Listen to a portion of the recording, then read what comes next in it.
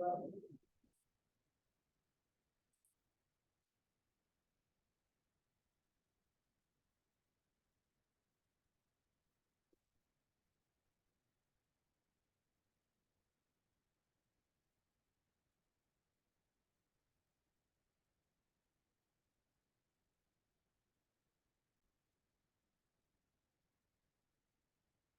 Students, welcome to one smart classes.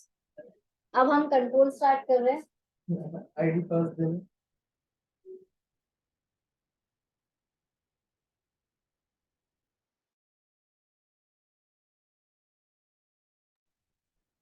Hello students, welcome to one smart classes. हम control से आज अपना topic start करेंगे। इसके पहले हमने मॉनिटरिंग तक देखा था प्रीवियस सेशन में। मॉनिटरिंग क्या होती है, उसका प्रोसेस क्या है, कितने टाइप्स होते हैं, वो सब हमने देखा था। अब हम देख रहे हैं कंट्रोलिंग।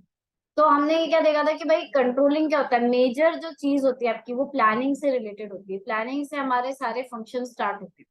अब प्लानिंग जो है वो सही हुई कि नहीं, या उसका जो हमने इनपुट जो दिया था वो उस हिसाब से हमें आउटपुट मिला कि नहीं मिला, उसको हम अगर मॉनिटर करते हुए चलते हैं तो आगे का प्रोसेस क्या होता है, कंट्रोलिंग। तो हम क्या करते हैं कंट्रोलिंग में, it is aimed at ensuring the outcome of commodities. ठीक है, it is aimed at ensuring the outcome of commodities, मतलब कि एक्टिविटीज जो है वो उसी तरीके से हुई कि नहीं, फीडबैक जो है हमको वैसा मिला कि नहीं, ये सारी चीजें हम ध्यान से देखते हैं। और अगर कंट्रोलिंग जो है वो क्या होता है हमारा, बेसिकली ये देखना है कि हमने प्लान्ड तरीके से जो स्टार्ट किया था, क्या वो वैसा ही जा रहा है या नहीं जा रहा है।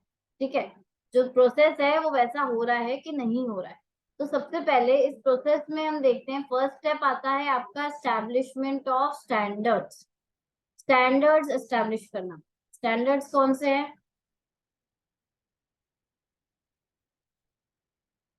ओके,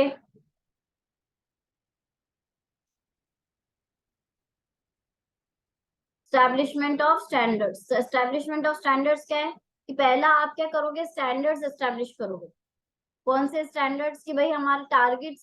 स्टैंडर्ड्स का मतलब टारगेट्स फिक्स करोगे कि भाई हमको एक महीने में या इस प्रोसेस में पर्टिकुलर इनपुट से मान लो 10,000 यूनिट्स हमारे बनने चाहिए। ठीक है, इस पर्टिकुलर इनपुट से हमें 10,000 का प्रोडक्शन करना है। अगर अब आपने ये क्या किया, ये आपने अपना टारगेट सेट कर दिया। ठीक है, फिर सेकेंड स्टेप क्या होगा, आपका एक्चुअल परफॉर्मेंस कैसा है वो मेजर करना है। क्या करना है? एक्चुअल परफॉर्मेंस मेजर करना है। आपने तो टारगेट सेट कर लिया 10,000 का, आपने उस हिसाब से इनपुट्स दे दिए। अब आप एक्चुअली जब आउटपुट है उसको मेजर करोगे। तो another crucial step in controlling is the measurement of actual performance of employees. A manager has to measure the work against which appropriate standards are set. ठीक है, अब आपको क्या करना पड़ेगा, मेजरमेंट करना ही पड़ेगा परफॉर्मेंस का, कि एक्चुअल परफॉर्मेंस कितना हुआ है। थर्ड स्टेप क्या बोलेगी, थर्ड स्टेप में बोलेंगे फर्स्ट और सेकंड को कंपेयर करो। फर्स्ट है एस्टैब्लिशमेंट ऑफ स्टैंडर्ड, सेकंड है आपका मेजरमेंट ऑफ एक्चुअल परफॉर्मेंस। दोनों को आप कंपेयर करो, क्या हमारा परफॉर्मेंस स्टैंडर्ड्स के हिसाब से हुआ है। ठीक है, वो देखेंगे क्या हमारा परफॉर्मेंस हमारे तय स्टैंडर्ड्स के हिसाब से हुआ है। अगर होता है और नहीं होता है, दो चीजें हो सकती है ना। अब इसमें जो डेविएशन करके एक वर्ड आता है, क्या आता है, द कंपैरिजन में रिवील सम डेविएशंस। डेविएशंस का मतलब होता है डिफरेंस। क्या होता है? डिफरेंस। तो ये डिफरेंस पॉजिटिव भी हो सकता है या नेगेटिव भी हो सकता है। मतलब पॉजिटिव डेविएशन भी हो सकता है और नेगेटिव डेविएशन भी हो सकता है। अब किस चीज को पॉजिटिव डेविएशन कहते हैं? मान लीजिए मैंने अभी जो एग्जांपल दिया उसके अंदर 10,000 यूनिट्स का हमको प्रोडक्शन चाहिए था। ठीक है, पर मान लीजिए उसकी जगह हो गया 10,100 का प्रोडक्शन, 100 यूनिट्स ज्यादा का हो गया। तो ये हो गया आपका पॉजिटिव डेविएशन, मतलब तय स्टैंडर्ड से ज्यादा कर दिया। नेगेटिव डेविएशन कैसे होगा, मान लीजिए 9,000 रह गया, 9,900 तक रह गया, तो वो क्या हो गया आपका नेगेटिव डेविएशन। तो इस तरह से जो डेविएशंस हैं ये आपके क्या हो गए, पॉजिटिव और नेगेटिव डेविएशंस को हम बता रहे हैं। और ये डेविएशंस क्या है, ये हमारे स्टैंडर्ड्स को आप जो तय कर स्टैंडर्ड्स हैं उनसे आप देखते हैं और फिर क्या करते हैं, करेक्टिव एक्शंस लेते हैं। करेक्टिव एक्शन मतलब कि डेविएशन पॉजिटिव है या नेगेटिव है, फिर भी हम क्या करेंगे, उसको हैंडल करेंगे, उसको देखेंगे। अगर पॉजिटिव डेविएशन है मतलब आपने अपनी कैपेसिटी को कम आंका है, और अगर नेगेटिव डेविएशन है तो वो क्या हो गया आपका, वो तो आपको देखना ही है। अगर कम परफॉर्मेंस आया वो तो आप देखोगे इसे, ठीक है। तो इस तरीके से हमारा ये कंट्रोलिंग का प्रोसेस जो है वो खत्म होता है। इसमें हमने क्या देखा, establishment of standards, measurement of actual performance, और थर्ड में हम क्या करेंगे, इन दोनों को ही कंपेयर करेंगे, फर्स्ट और सेकंड को, ठीक है। और फिर है हमारा करेक्टिव एक्शंस लेना। अब करेक्टिव एक्शंस में हम क्या क्या करेंगे उसको समझने से पहले हम दो जो कंसेप्ट्स है उनको देखेंगे। पहला है हमारा क्रिटिकल पॉइंट कंट्रोल। क्या है, क्रिटिकल पॉइंट कंट्रोल। तो ये जो इसको हम क्या बोलते हैं शॉर्ट फॉर्म में, CPC, क्रिटिकल पॉइंट कंट्रोल। तो क्रिटिकल पॉइंट कंट्रोल क्या होता है कि यहाँ पर अगर सिंपल ऑपरेटिंग सिस्टम है, सिंपल ही एक्टिविटीज है, सिंपल प्रोसेस है, तो आपको इतना ध्यान नहीं रखना है, इतना कंट्रोलिंग नहीं करने की जरूरत पड़ती है।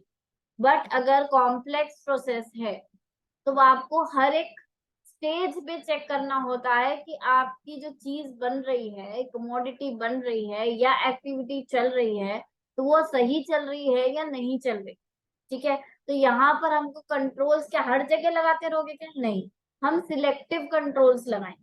सिलेक्टिव कंट्रोल्स का मतलब क्या, ऐसी जगह कंट्रोल लगाना जहां वो पूरे सिस्टम के लिए सबसे इंपॉर्टेंट है। अगर आपने वो चेक कर लिया और वहां कंट्रोलिंग लगा ली और आपने वहां चेक कर लिया वहां सब सही है, तो हम आगे मूव ऑन कर सकते हैं। तो इससे हमको क्या समझ में आ रहा है, क्या समझ में आ रहा है कि भाई क्रिटिकल पॉइंट कंट्रोल क्या होता है, in simple operating system all aspects of the activity can be watched and controlled, but if the system is complex it may not be possible and hence the controls have to be selective, ठीक है। a few key areas or aspects of the activity and their performance has to be identified and control attention has to be focused on them। Control उसी पे focus रहेगा कि ये जो particular activity है या ये पर्टिकुलर चीज जो पूरी एक्टिविटी या पूरे परफॉर्मेंस के लिए जरूरी है वो कैसी है, ठीक है। The underline assumption is that the selected key areas or aspects are critical to the survival and success of the system in the sense of being limiting or bottleneck factors, and that by paying attention to them आप ये देख लोगे कि आपका जो planned performance है वो हो रहा है, ठीक है।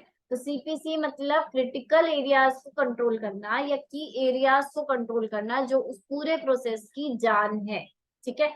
तो the selected key areas for control are called as key result areas या key success factors, critical points और strategic points. In the area of inventory control, ABC analysis is the example of critical control.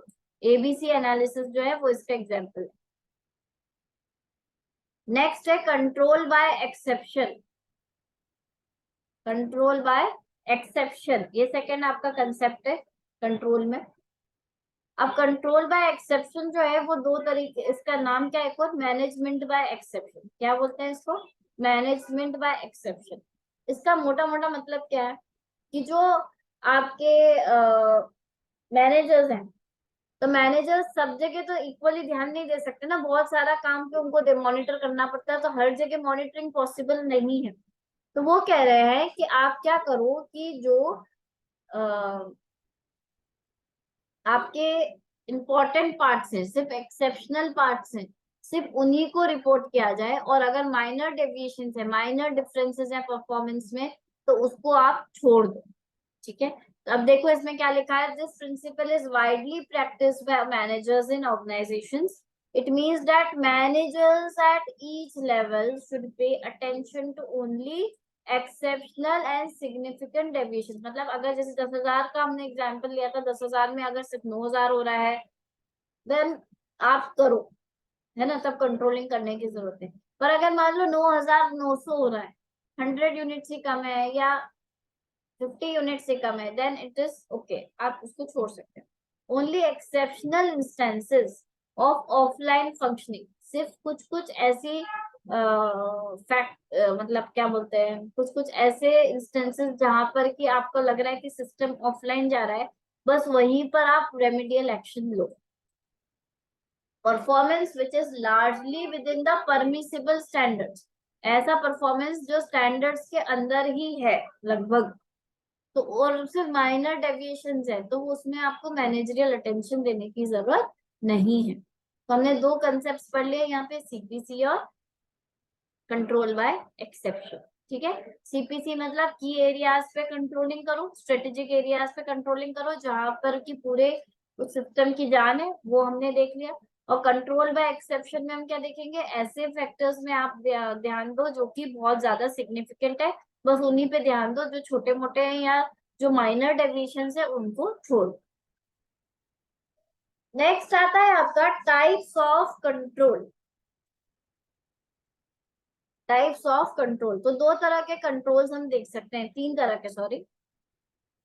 Historical या feedback control, सबके नाम याद होने चाहिए, ठीक है, एग्जाम में आते हैं। हिस्टोरिकल और फीडबैक कंट्रोल।